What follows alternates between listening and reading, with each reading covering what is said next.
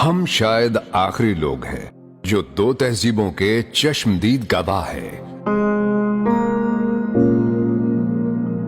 ہزاروں سال سے چلی آ رہی تہذیب، سرخ رنگ کے پوسٹ باکس میں خط ڈالنے سے لے کر آرٹیفیشل انٹیلیجنس ٹیکنالوجی کے کمالات دیکھنے والے ہم شاید آخری لوگ ہیں۔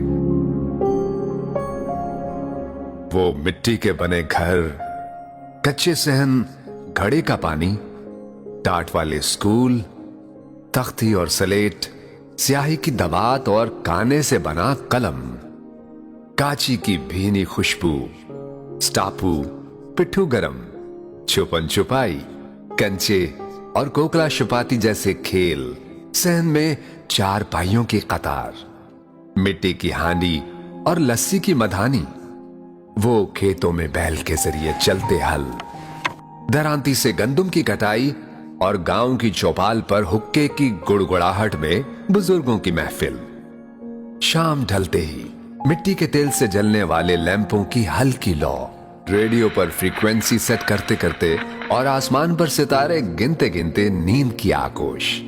اس خوبصورت زندگی سے لطف اندوز ہونے والے ہم شاید آخری لوگ ہیں۔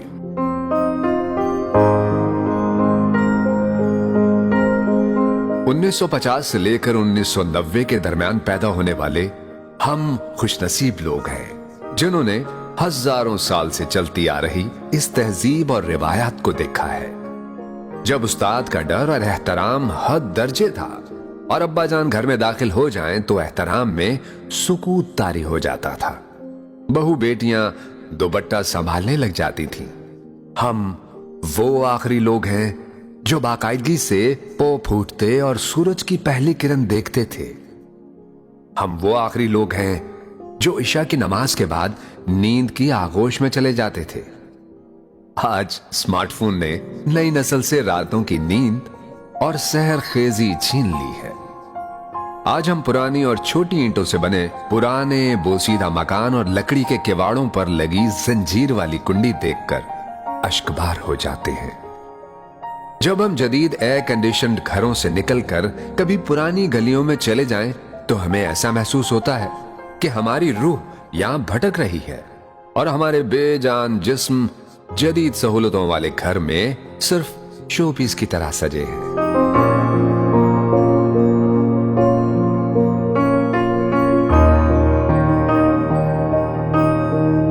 انیس سو 1950 سے 1990 کے درمیان پیدا ہونے والے ہم خوش نصیب لوگ ہیں کیونکہ ہم وہ آخری لوگ ہیں جنہوں نے مٹی کے بنے گھروں میں بیٹھ کر پریوں کی کہانیاں سنی، جنہوں نے اپنے پیاروں کے لیے اپنے احساسات کو خط میں لکھ کر بھیجا اور ہفتہ بھر ڈاکیے کا انتظار کیا۔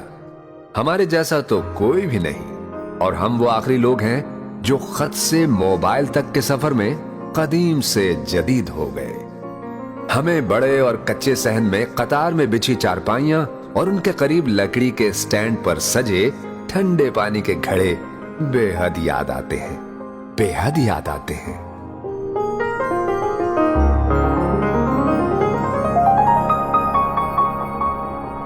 گاؤں کے چوراہے یا شہر میں گلی کے نکڑ پر دکان جسے ہم ہٹی بھی کہتے تھے، بچوں کے لیے سب سے بڑی سوغات مرنڈا، ٹانگری اور بغیر ریپر کے رنگ برنگی دیسی کینڈیاں، جبکہ بڑوں کے لیے بنٹے والی سوڈا بوتل ہی سب سے بڑی ریفریشمنٹ ہوتی تھی۔ اب اس کی جگہ پیزا، شوارما اور ان گنت فوڈ برانڈز نے لے لی ہے، مگر ہٹی پر جانے کا مزہ ڈپارٹمنٹل سٹور کی چکا چوند ہلچل میں موجود نہیں۔ عید الفطر کی رات سال میں سلوایا گیا واحد کپڑوں کا جوڑا اور واحد جوتے دیکھ دیکھ کر نیند اڑ جاتی تھی کہ صبح اسے پہن کر شہزادے لگیں گے۔ عید کے روز محلے میں بننے والی جلیبیوں کی مٹھاس اور گلی میں جھولوں کے نام پر بچوں کی سب سے بڑی انٹرٹینمنٹ پنگوڑوں کے مزے ناقابل فراموش ہیں، جن کی جگہ اب ونڈرلینڈ نے لے لی ہے۔ کیا زمانہ تھا جب مائیں خود بچوں کے کپڑے سیتی تھیں، بازار سے ان کے گولے منگوا کر سارا دن جرسیاں بنتی تھیں، لڑکے لڑکیاں درختوں پر باندھی گئی پینگ پر اونچے اونچے جھولے لیتے تھے، یا بچیوں کا سب سے بڑا شوق کپڑے سے گڑیا گڈا بنانا اور ان کی شادی کرانا تھا۔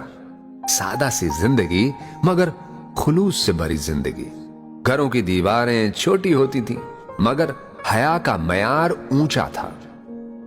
शाम को खवातीन दीवार के उस पार पड़ोसनों से हाल अहवाल भी पूछ लेती थीं। दीवारों से जुड़े ये रिश्ते व्हाट्सएप मैसेजेस ने छीन लिए हैं।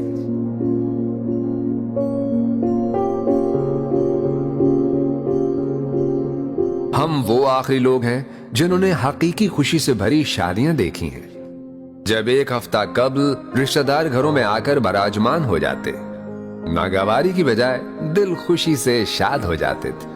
सादा मगर खुशी से लबरेज रस्म रिवाज, बारात और ढोलक पर घर के सहन में बड़ी बियों की निगरानी में खानदान और महल्ले की लड़कियों और खवातीन के रिवायती गाने, और घर के सहन में दूल्हा के सेहरे की तकरीब और घड़ोली की ना भूलने वाली रस्म। अब मॉडर्न शादी हालों में स्टेटस का मुकाबला है। शादी की वो रिवायती रौनक नापैद हो चुकी है। हम वो आखिरी लोग हैं जो हजारों साल पुरानी चली आ रही तहजीब की यादें सीने में समेट कर अपने आबाओ अजदाद के उस देश की तरफ सफर पर गामजन हैं, जहां पहुंचने के बाद हमारे पीछे मशीनी इंसानों और जज्बात से खाली एआई की दुनिया होगी, और फिर उन पुरानी यादों और कुंडी लगे किवाड़ों की अहमियत को समझने वाला कोई नहीं होगा, कोई नहीं होगा।